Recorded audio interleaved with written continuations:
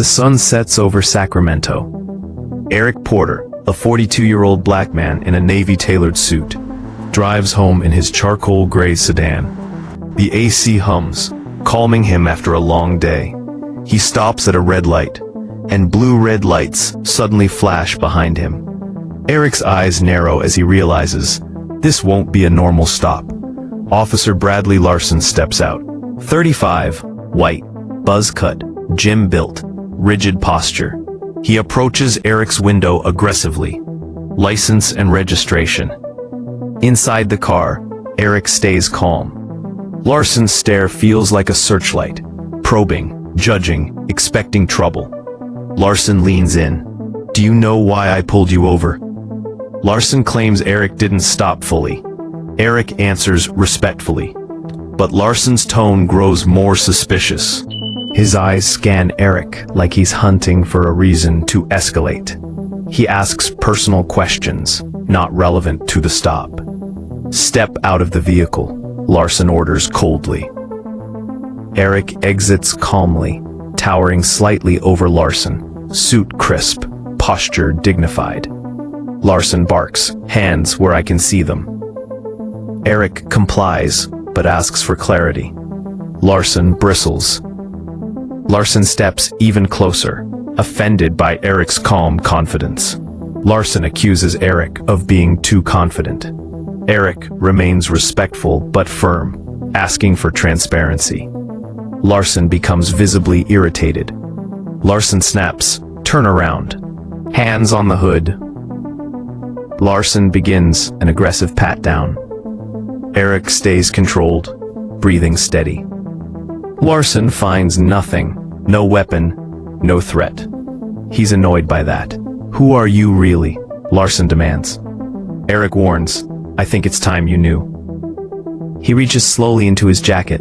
Larson's hand flinches toward his holster. Eric pulls out a leather wallet. Larson's eyes widen at what he sees inside. Eric opens the wallet. The badge gleams in the sunset. Eric Porter, head of internal affairs. Larson's face drains of color. Eric steps forward. "Let me tell you what truly bothered me tonight." Eric explains, "What bothered me wasn't the disrespect. It's that you judged me in 3 seconds." Larson stands speechless, shaken. Eric retrieves his documents. "You'll hear from me again," Eric says, driving away. Eric sits at home, unable to sleep. Not out of fear, but out of responsibility. He replays how many people wouldn't have had his protection or authority. He decides he won't let it go. Next morning, he walks into internal affairs with purpose. At his desk, Eric reviews Larson's file. The pattern is clear. Unprofessional behavior, suspicious stops, repeated complaints. A symptom, not an isolated problem. He closes the file firmly. It's time for action. Eric meets Chief Howard Daniels, a 58-year-old man with graying hair and a weathered face. Eric recounts everything. Daniels listens, troubled. "This isn't the first complaint," he admits. Eric leans in. "Exactly. That's why it must stop." Daniels asks, "What do you want to do?" Eric replies without hesitation. "A full departmental review. Training. Accountability. Culture shift." The chief knows this will shake the whole force. "You're going to ruffle feathers," Daniels warns. Eric responds, "Good." He starts drafting new internal protocols, writing with precision. Meetings are scheduled. Investigations open.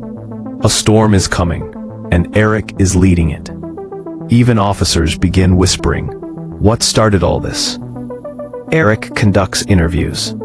He reviews body cam footage, meets citizens, and questions supervisors.